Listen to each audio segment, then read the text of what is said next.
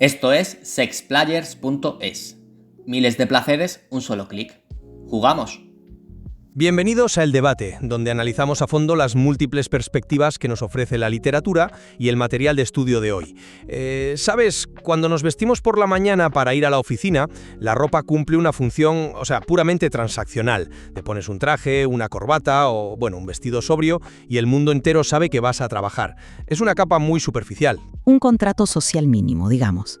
Exacto, es una simple convención, cumples con ese mínimo requerido para no llamar la atención y encajar un poco en la norma dictada. Es cómodo, sí, pero también es, completamente invisible. Claro, pero cuando cruzamos el umbral hacia el mundo del fetichismo y el BDSM, esa invisibilidad desaparece por completo. La ropa deja de ser transaccional y se convierte en algo muy visceral. Te pones un arnés de pecho de cuero o un catsuit de látex y esa prenda no solo te cubre, reconfigura tu psicología entera. Sí. Te aprieta, te moldea, te restringe los movimientos y de repente la ropa es el mensaje. Claro, cambia la forma en que respiras, cómo te mueves, cómo te perciben los demás. Pero fíjate, esa misma fuerza también puede convertirse en un muro de contención, una barrera de entrada altísima que asfixia a quienes, no pueden o no quieren encajar en ese molde estético tan específico. Y justo de esa tensión es de lo que hablamos hoy. Hoy nos sumergimos en el material documentado por Sex Players, explorando sus artículos sobre el papel psicológico, social y también funcional de la vestimenta en las prácticas de BDSM y fetichismo. Ajá. Hablamos de todo el espectro, desde la ligereza visual de los body stockings hasta la contundencia física de los arneses de cuero y los catsuiches de vinilo. Porque la cuestión que subyace a todo este catálogo de materiales, no es una simple cuestión de moda de fin de semana, es una profunda filosofía de interacción humana. Así es. La pregunta central que vamos a desgranar hoy es esta. ¿Debe el código de vestimenta fetichista cumplirse de manera estricta para preservar la comunicación no verbal, el respeto y la integridad psicológica de la comunidad? ¿O debe entenderse de forma más flexible para priorizar la libertad expresiva y evitar la exclusión? Yo defenderé que un código estricto es absolutamente fundamental para establecer un lenguaje compartido y un entorno seguro dentro de una subcultura que está muy estigmatizada. Y yo sostendré que la rigidez estética crea barreras innecesarias, barreras elitistas, defendiendo que el consentimiento y la expresión personal deben primar siempre sobre cualquier dogma de vestuario. Bueno, entremos en materia entonces. Mi postura parte de una premisa que creo que a menudo pasamos por alto. La vestimenta en el BDSM no es un capricho, es una herramienta de comunicación esencial. Si miras cómo funcionan los materiales, el cuero por ejemplo, proyecta autoridad no solo por convención social, sino por su peso, su rigidez, el sonido que hace al moverse. Ocupa un espacio físico y acústico. Sí, tiene presencia, claro. Exacto. Por otro lado, un catsuit de látex actúa como una segunda piel que altera tu percepción sensorial. Estos materiales funcionan como gatillos o desencadenantes.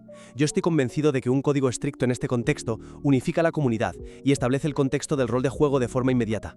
Delimita las preferencias de manera segura. Y esto es clave, antes de que se pronuncie una sola palabra.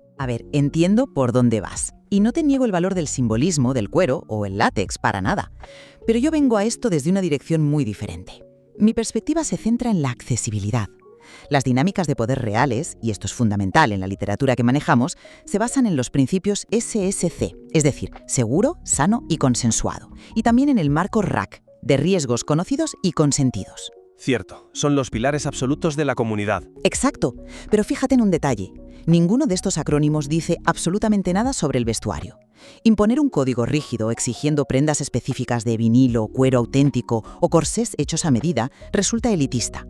Corremos el riesgo de convertir una práctica que nació precisamente como una liberación de las normas opresivas de la sociedad en una nueva serie de obligaciones estéticas asfixiantes, especialmente para los principiantes. Entiendo tu preocupación por la accesibilidad.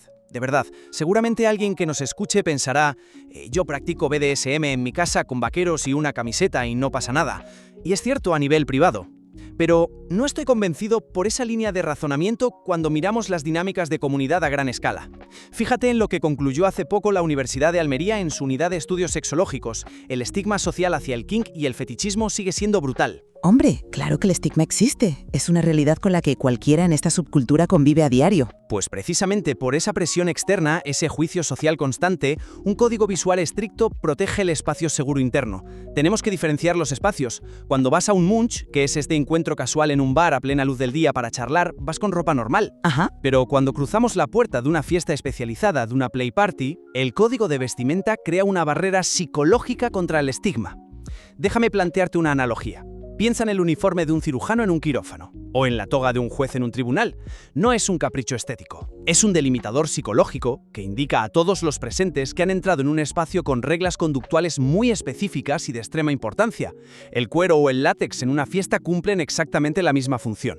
A ver, la analogía del cirujano suena maravillosamente bien sobre el papel, pero en la práctica se cae por su propio peso. ¿Por qué? El mecanismo de inversión es exactamente el mismo, porque un cirujano usa esa bata estéril por razones de bioseguridad objetiva.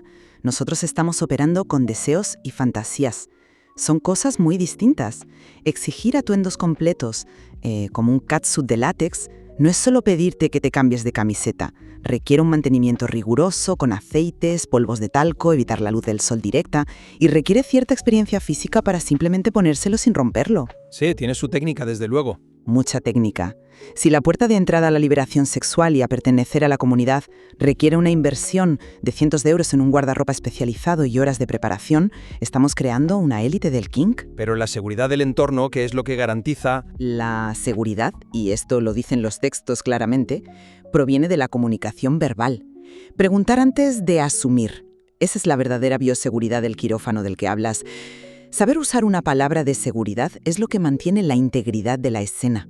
Un participante puede llevar zapatillas de deporte y ser perfectamente seguro y consciente de los principios SSC, mientras que alguien envuelto de pies a cabeza en vinilo puede ser un negligente total con el consentimiento. La seguridad reside en la comunicación, no en las botas que lleves puestas. Veo por qué piensas eso. Y tienes toda la razón en que la ropa jamás sustituye al consentimiento verbal. Eso por supuesto. Pero creo que subestimas el impacto psicológico del material en sí mismo. No es solo una señal para los demás, es un hackeo neurológico para el propio individuo.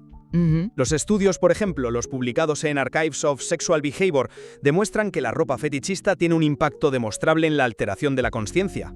No estamos hablando solo de verse bien frente a un espejo. Vale, te lo compro. La fisiología entra en juego. El material tiene un efecto real.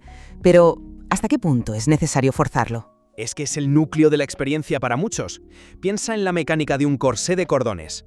Al restringir físicamente la expansión de tus pulmones, te obliga a hacer respiraciones muy cortas y superficiales. Sí, limita la capacidad torácica bastante. Exacto. Y esto activa respuestas fisiológicas de vulnerabilidad y alerta en tu sistema nervioso. Fuerza a tu cerebro a anclarse en el presente absoluto porque estás hiperconsciente de tu propio cuerpo. Lo mismo ocurre con un bozal de neopreno que te limita el habla o el peso mismo del cuero. No es un look, es un mecanismo que te introduce directamente en lo que la comunidad llama el subspace o el headspace. Forzar una cierta estética en un evento es, digamos, asegurar que todos los participantes han dejado sus preocupaciones mundanas en la puerta y se han comprometido físicamente con ese estado mental alterado. Es un argumento muy sofisticado sobre cómo funciona la psicología humana en entornos ritualizados. Y la mecánica del corsé que describes es totalmente real, estoy de acuerdo, pero te ofrezco un marco alternativo. La ropa, en mi visión, es un catalizador, pero de ninguna manera es el motor. Te hago una pregunta directa. ¿Acaso una dinámica de dominación y sumisión carece de validez o de profundidad psicológica si se realiza sin un solo arnés y sin ligueros de encaje? No carece de validez, pero carece de un vocabulario enriquecido. Se pierde una capa de inmersión enorme. Pero es que ese vocabulario no es universal. Y ahí está el error del código estricto. El material que leemos señala algo fundamental. No todos los atuendos tradicionales generan excitación o ese famoso subspace en todas las personas. Forzar su uso diluye la autenticidad del deseo personal. Quizás para alguien la vulnerabilidad total se logra a través de un simple body stocking de rejilla que insinúa sin revelar y no necesita estar atado en un corsé que francamente le resulta insoportable. Imponer el corsé a quien le resulta una distracción sensorial es una violación de su expresión personal. Si el BDSM trata sobre explorar los límites propios, obligar a alguien a vestir según el fetiche histórico de otra persona es profundamente irónico. Esa es una perspectiva interesante, la verdad, aunque yo lo formularía desde la óptica de la cohesión grupal. No se trata de obligar a alguien a adoptar el fetiche de otro en el salón de su casa, sino de respetar la fantasía colectiva cuando decides entrar a un espacio compartido. Si se organiza una fiesta centrada en el cuero y alguien aparece en vaqueros argumentando su expresión personal, está rompiendo el pacto inmersivo de todos los demás. Ya. Está introduciendo lo mundano en lo extraordinario. Mantener un código estricto asegura que la burbuja de la fantasía no estalle para aquellos que se han hecho el esfuerzo enorme, emocional y físico, de encarnar ese espacio. Entiendo perfectamente la frustración que causa a alguien que no respeta el ambiente de una fiesta temática. Pero hay que mirar cómo evolucionan las subculturas. La moda fetichista ya ha influido enormemente en los estilos mainstream. Hoy en día vemos arneses llevados sobre camisas en pasarelas de alta costura. E incluso Zara vende transparencias y mallas de estilo bondage. Bueno, sí. La subcultura debe abrazar esta flexibilidad para sobrevivir. Si nos aferramos a reglas estrictas de los años 80 o 90, nos convertimos en un museo viviente. Pero cuidado con eso. Volviendo a mi analogía de antes. Si de repente todo el mundo lleva batas de cirujano por la calle como moda de Zara, ¿cómo sabes quién te va a operar de verdad? ¡Ja! Esa es buena. Es que piénsalo, si un arnés se convierte en simple moda mainstream, pierde todo su poder como señal de pertenencia y de intención BDSM. Si flexibilizamos tanto el código que cualquier cosa vale, destruimos el lenguaje no verbal.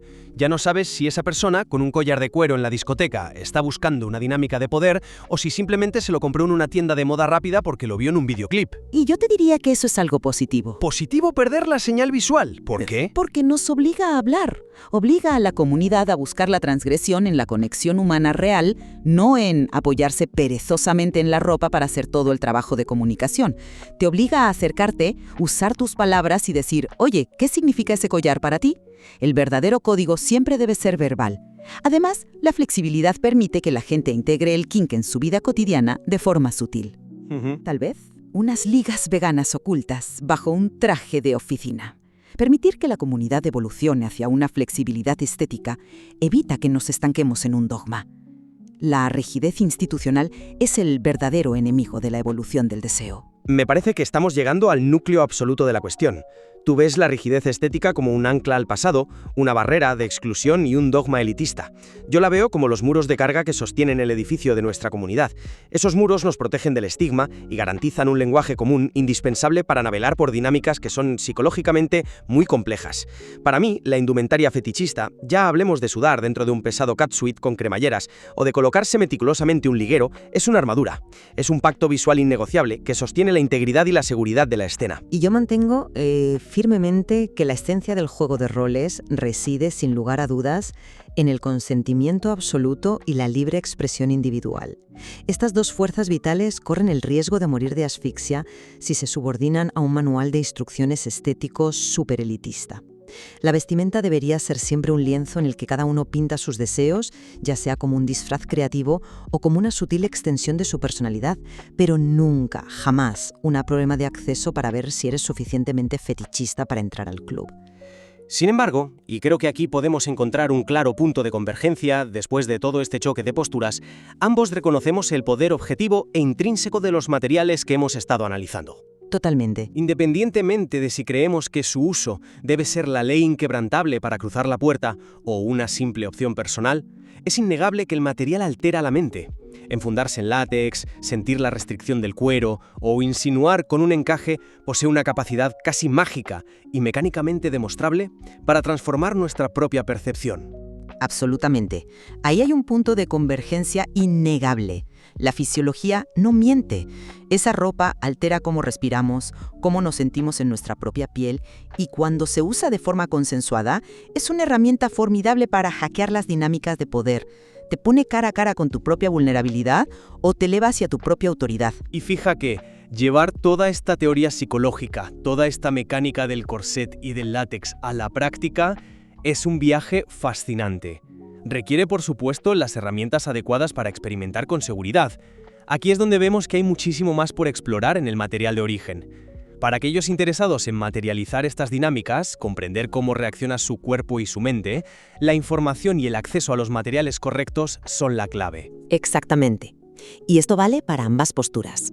Ya sea que busques una inmersión total y purista con un catsuit de vinilo que te exija disciplina mental hasta para ponértelo, o si prefieres una exploración mucho más fluida, integrando quizás unos bodystockings bajo tu ropa de diario o arneses de cuero de gano para dar un toque de autoridad a tus propias reglas. Claro, y ahí es donde entra el catálogo detallado y los artículos educativos que encontramos en sexplayers.es. ofrecen precisamente esas herramientas. Nos proporcionan el abanico completo necesario para llevar a cabo ambas filosofías. Lo hacen además desde un prisma esencial, ofreciendo la calidad y la variedad para experimentar de forma segura, informada y sobre todo consensuada. Es un recurso que respalda tanto al que defiende las viejas tradiciones del cuero como al explorador flexible de la nueva ola.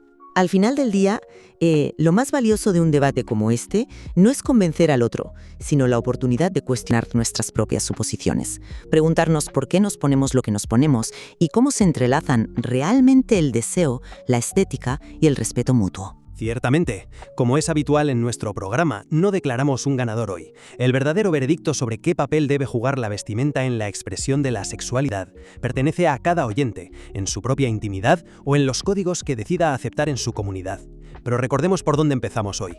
El traje de oficina transaccional es fácil de llevar precisamente porque no exige nada de nuestra alma. Mientras que ponerte esa pieza de lencería fetichista, bueno, te obliga a mirarte al espejo, enfrentarte a ti mismo y decidir exactamente quién quieres ser cuando se apagan las luces del mundo cotidiano.